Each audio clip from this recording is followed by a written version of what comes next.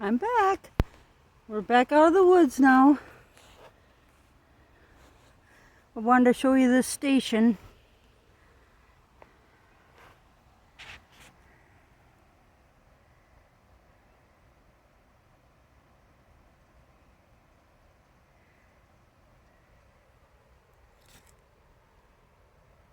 Now, I'll just read it. This station is part of a national network of obtaining water resources information. The recorded water level and corresponding rate of flow are used for flood forecasting, reservoir operations, design of bridges and culverts, interstate and interstate water rights claims, and many other projects.